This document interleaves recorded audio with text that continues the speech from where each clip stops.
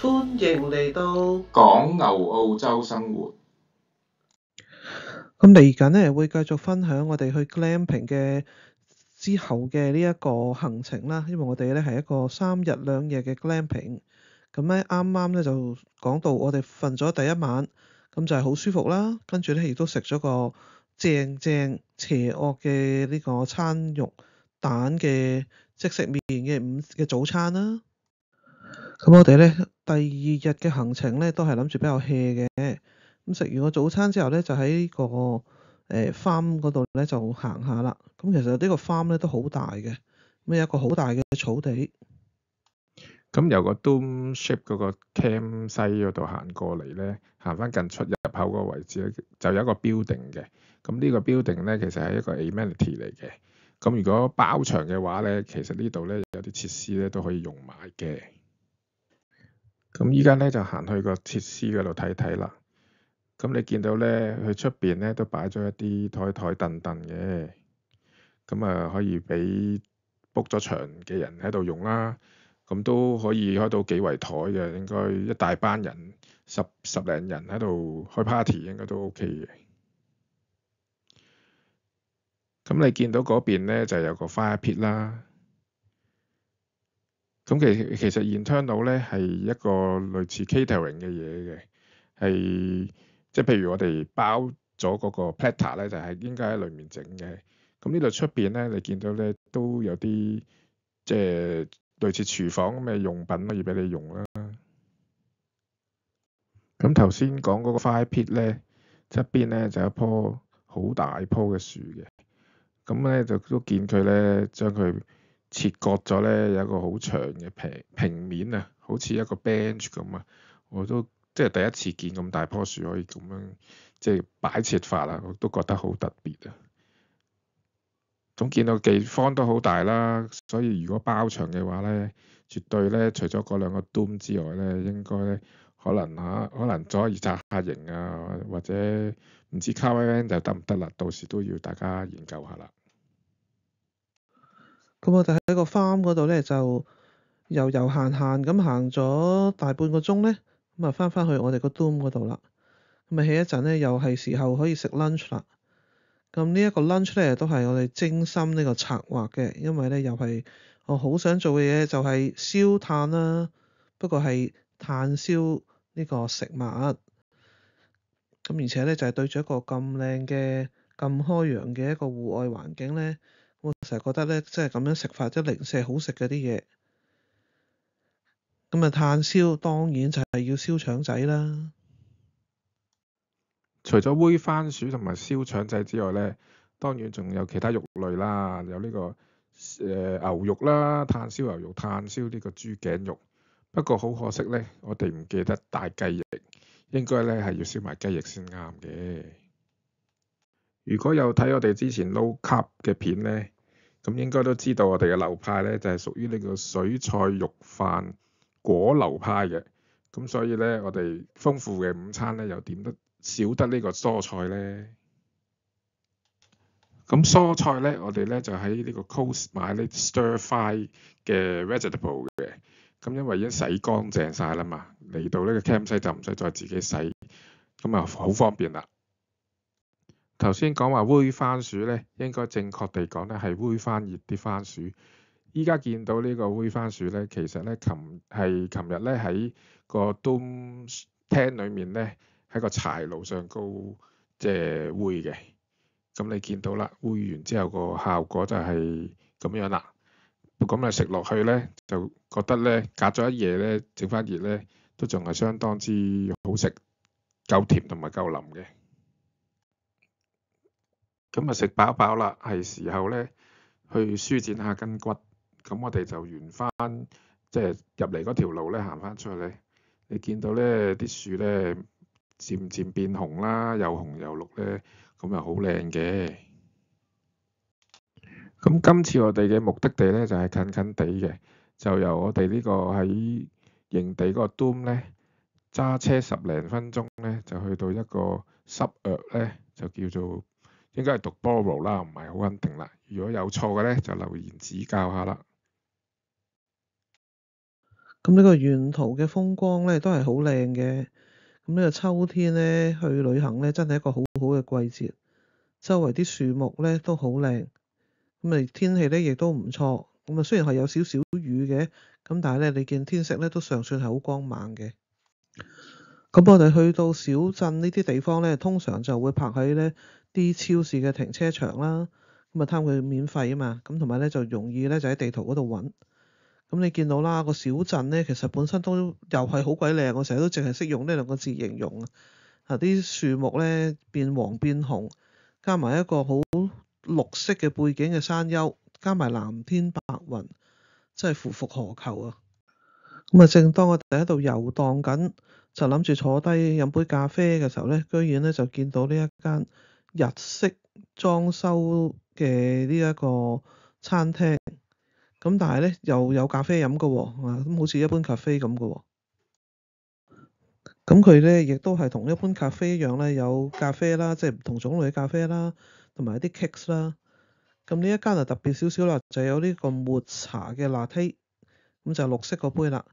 咁 OK 好飲嘅喎，講真，即係喺澳洲嚟計咧，呢個抹茶嘅飲品咧，呢一杯我諗都算係呢幾年嚟咧飲到一個最好飲嘅一個版本嚟啦。除咗飲呢個抹茶同埋炭棘之外咧，我哋仲嗌咗壽司嘅。咁你見到咧個 plating 咧都係好似啲專食日本嘢嗰啲店鋪嗰啲樣啦，都幾 professional 嘅。咁而我裝過廚房裏面嗰啲員工咧，個樣咧都有少少似日本人嘅。不過係咪真係日本師傅咧就唔肯定啦。咁至於味道咧，我就覺得中規中矩啦。比起一啲大商場嘅，譬如 Hero Sushi 啊或者 Sushi Hub 咧，我就覺得係好食嘅，即係個味道會濃啲嘅。但係如果係比起一啲即係魚市場食到嘅咧，我就覺得係遜色咗啲啦。咁所以咧，我就覺得咧嗰個性價比就唔係太過高啊，我就唔會特別再嚟食啦。咁不過喺呢個旅遊嘅濕入裏面咧，呢間鋪頭咧都係一個熱門嘅地方嘅，好多人咧都密密咁樣入嚟食嘢啊。其實就冇乜空台嘅，經常都 full house。好啦，我哋食完嘢咧就揸車翻嚟啦。不過翻嚟嘅途中咧，即係入到去個 farm 度咧，我哋竟然咧發現咧呢個 farm 咧竟然請咗2個接待員嚟等我哋喎。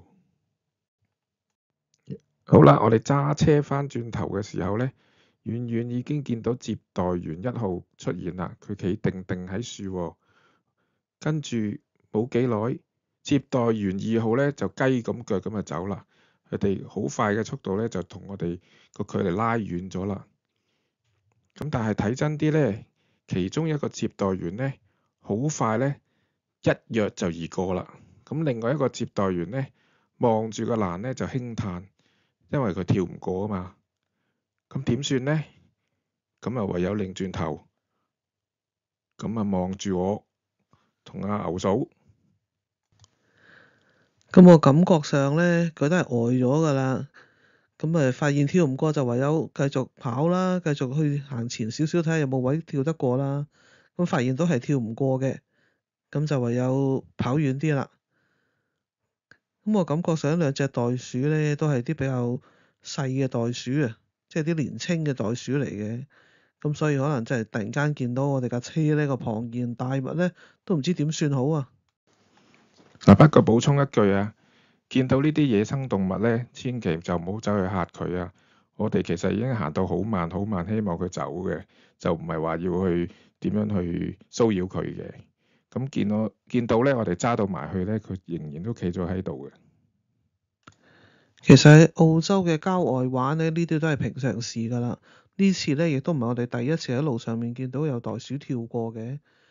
咁喺澳洲我哋嘅即係個 principle 咧，當然就係大家相安無事，你又唔好嚇親佢，唔好整傷佢。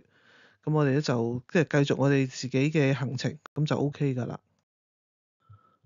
咁到第二晚嘅晚餐啦，未講個餐單之前咧，就係先睇下我哋嘅用餐環境。咁又係用咗呢個 deck 呢個戶外嘅台凳啦。咁同埋咧就係有呢一個戶外嘅 gas 爐。咁依家係即係去嘅時候咧係復活節附近嘅時間啦，咁就係秋天，咁又唔係好凍嘅，即係夜晚都講緊有成10零度嘅。咁呢個 gas 爐咧都足夠暖㗎啦。咁呢個都係我第一次咧就係用呢種咁大座嘅戶外嘅 gas 爐啊。咁佢都燒得都幾暖嘅，不過如果大風嘅時候咧，其實會有少少吹到嗰啲火咧就發聲，都有少少驚驚地嘅。咁啊，餐單就係呢一個啦，洋葱番茄豬扒。咁呢一次嘅glamping 咧，我就用咗幾次咧，呢啲錫紙兜咧就係擺喺個爐上面燒啦，石油氣爐啦。咁我覺得咧都非常之方便嘅，因為唔使洗煲啊，唔使洗鑊啊嘛。咁啲豬扒咧，其實都係嗰一朝先至醃定嘅，即係食完個早餐之後。咁然之後咧就放咗喺個雪櫃嗰度，直至到咧就我哋整晚餐嘅時候啦。咁醃料咧都幾特別㗎，我今次咧攞咗辛辣麵嗰啲味精粉嚟到醃啊，因為咧就醃嘅時候先發覺，原來我冇帶到啲豉油啊、蠔油啊、麻油啊嗰堆咁嘅嘢。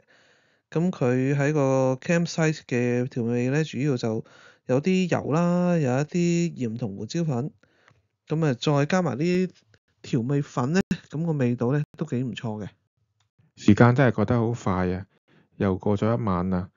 呢一個早餐咧就係 check out 之前嘅早餐啦。咁就我哋有呢個五香肉丁杯麵啦，同埋烚蛋嘅。開心嘅時候真係覺得好快，又係時候講拜拜啦。今次3日2夜嘅行程呢，就正式結束啦。咁總括嚟講呢，呢次嘅行程呢，我係覺得非常之好嘅安排得。咁首先第一樣呢，就係呢個 Dome 嘅廳呢，我哋都係第一次即係住啦，就覺得個空間感真係好強大。咁另外有埋呢個柴爐可以玩啦，同埋戶外嘅火水爐啦，全部都係第一次嘅體驗嘅。同埋最重要呢，就係呢度啲設施都齊備啦，只係需要大個人呢，就可以嚟呢度呢，享受呢個大自然嘅美景，同埋輕鬆一下個心情。咁啊，補充翻啦，咁帶個人嚟咧，都仲要帶食物嚟嘅。不過我哋通常依家即係玩過幾次咧，會選擇嘅地方咧，都係附近喺可能譬如10零分鐘啊、20分鐘咧，就已經有一個小鎮去到做補給嘅一啲地方。咁就如果你真係想最簡單輕鬆嘅咧，真係甚至乎嚟到 check in 咗之後咧，再去個小鎮度先買嘢食，其實都仲得。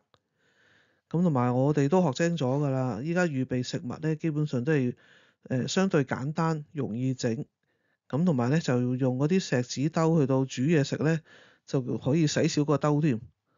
咁始終 glamping 咧都係想自己輕鬆啊 hea 下咁樣係即係比較即係 relax 少少啦。